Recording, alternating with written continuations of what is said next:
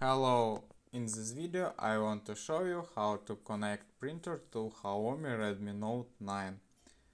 First you need to go to your setting on our phone and here we select the connection and sharing. Here we can select the printing and click on it, searching for printers.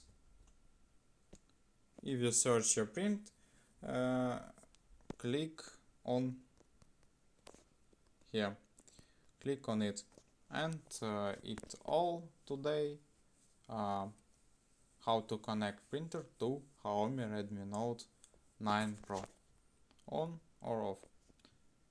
Goodbye.